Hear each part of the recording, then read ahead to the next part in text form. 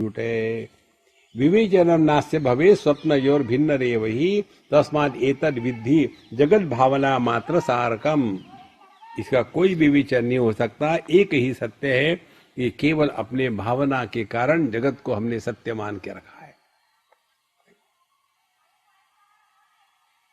ये विषय हमारे पंचदशी के चतुर्थ अध्याय में आता है। उसमें ईश सृष्टि और जीव सृष्टि का विवेचन आता है।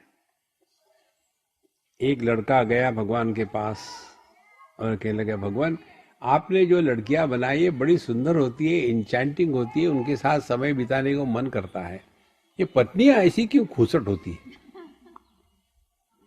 भगवान ने कहा, बेटा लड़कियां मैंने बनाई है, पत्नी तुमने बनाई है और तुम्हारी उपज है, मेरी नहीं है। देखो, तो जिस जगत की हम बात कर रहे हैं, ध्यान से सुनो, ये पंच महाभौतिक जगत कहां कष्ट दे रहा है? विषय है 5, उनको ग्रहण करने वाली इंद्रिय है 5, उनके साथ व्यवहार करने के लिए 5 कर्मेंद्रिय है, उसके लिए शक्ति चाहिए, 5 प्राण है। कहां समस्या है इसमें? समस्या हो जाती है ये भावना के क्षेत्र में। हमने भावना कर ली ये मेरा देश है, उस भावना को लेकर के अब शुरू हो गया सब तमाशा। इसीलिए जितनी सूक्ष्मता ज्ञान की चिंतन की होगी उतना हम इस भावना से निकल जाएंगे। तस्मात् शोकम जहि नृप अवेक्ष स्वप्न समम जगत।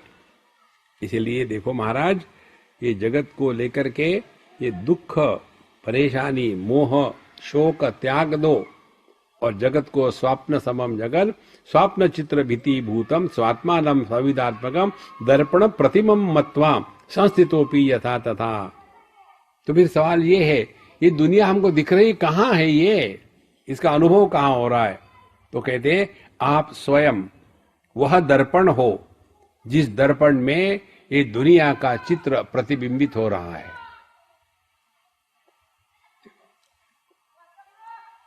और ये बिल्कुल सरल है, कोई कठिन नहीं, थोड़ा चिंतन करने की आवश्यकता है। एक बार एक हमारे मित्र जो आंखों के डॉक्टर है, वो हमको ड्राइव कर रहे थे और उन्होंने मुझे कहा, स्वामी जी यही विषय चल रहा था, ग्रंथ भी यही था, बहुत पुरानी बात है, 25-30 साल पहले के।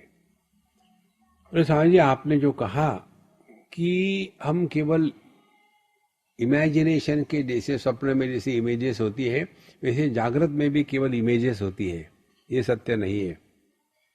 तो मैं आपको ड्राइव कर रहा हूं कि ये इमेजिनेशन है। हमने कहा पहले गाड़ी रोको फिर बताता हूं। फिर हमने कहा आप तो डॉक्टर हो आंखों के, बोले हाँ। मुझे बताओ किसी भी वस्तु का दर्शन कैसे होता है? पहले उस वस्तु का प्रतिबिंब हमारे आंखों लेंस के माध्यम से रेटिना पर पड़ता है, उसको मन ग्रहण करता है और वो मन चैतन्य में प्रकाशित है। तब हमको जो ज्ञान होता है वो ज्ञान होता है प्रतिबिंब का। देखो आप सब हमको देख रहे हो, लेकिन क्या हमको देख रहे हो? हम पर जो प्रकाश परिवर्तित हो गया है उस रिफ्लेक्टेड लाइट को ही आप देख रहे हो। और दूसरी बात, आपके आंखों में जो रेटिना है उसमें जो प्रतिबिंब पड़ा है उसको आप ग्रहण कर रहे हो। यदि प्रतिबिंब मत पड़ने दो तो, माने यदि हम अंधकार में हो तो प्रतिबिंब नहीं पड़ेगा, यदि आप आंखें बंद करो तो प्रतिबिंब नहीं पड़ेगा, तो हमारी उपलब्धि होगी आपको। तो ये जगत कहाँ है? ये जगत केवल अपने इंद्रियों में ही है।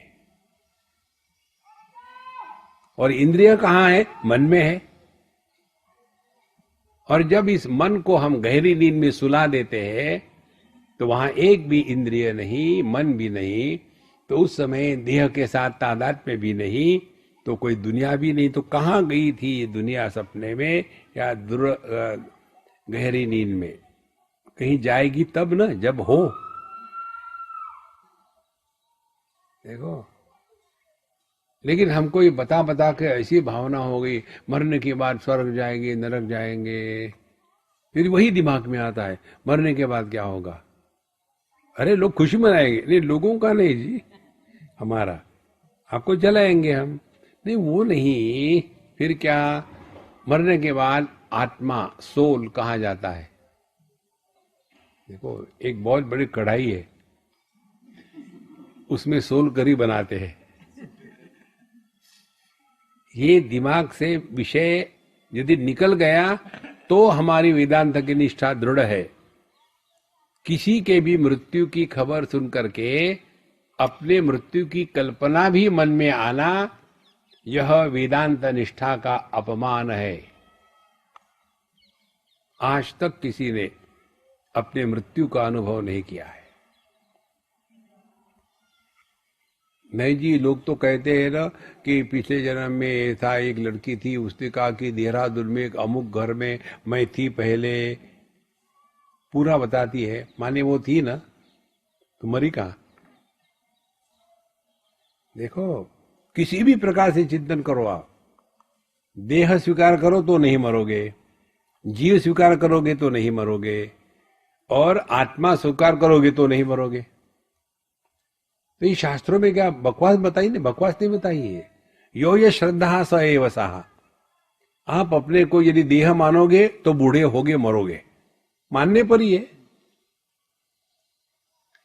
देखो अपने यहाँ के कई लोग निकल करके चले जाते हैं ऑस्ट्रेलिया में, न्यूजीलैंड में, यूएसए में, कनाडा में।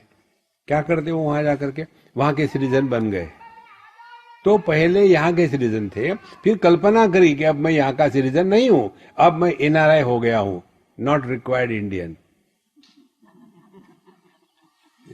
वहां चले गए। तो ये हुआ क्या, कुछ नहीं हुआ, कल्पना ही तो है, और क्या है। यदि आप अमेरिका में रह करके ये कहोगे लेकिन मैं ओरिजिनली तो इंडिया का हूं और इसीलिए मैं जो है ना बाएं तरफ से गाड़ी चलाऊंगा, तो फिर वापस चले जाओ। तो यदि हम अपने को देह मानेंगे सब कुछ होगा, जीव मानेंगे तो पुनरपि जननम पुनरपि मरणम होगा, और यदि अपने आप को ब्रह्म रूप से पहचान लोगे तो मौत को खा जाओगे।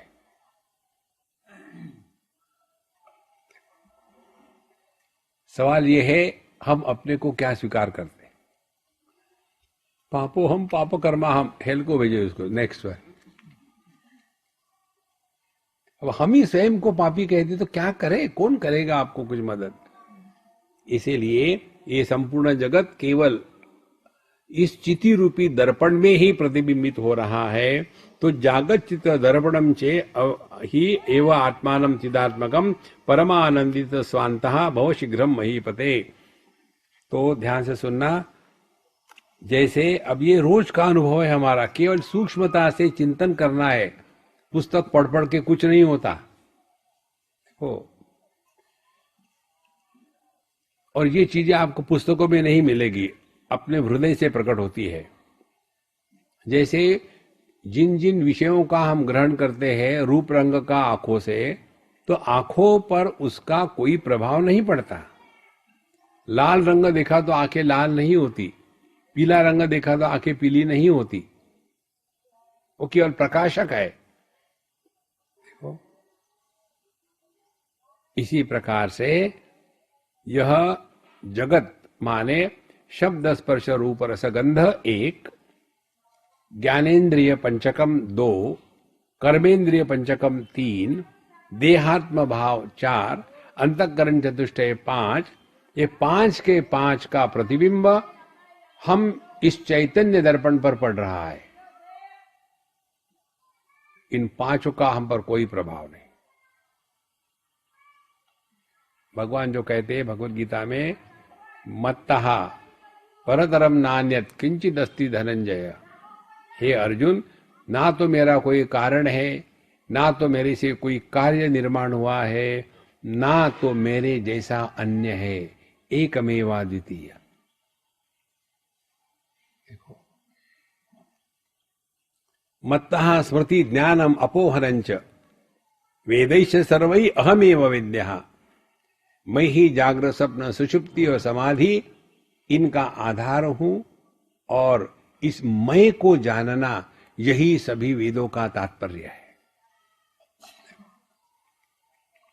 इसीलिए अपने इस परमानंदित स्वांतः भव शीघ्रम महीपते, अपनी आत्मा को, अपने स्वरूप को, चिदात्म स्वरूप को पहचान करके मौज में रहो। देखो घुमा फिरा के वहीं आ जाते, मैं क्या कहूं।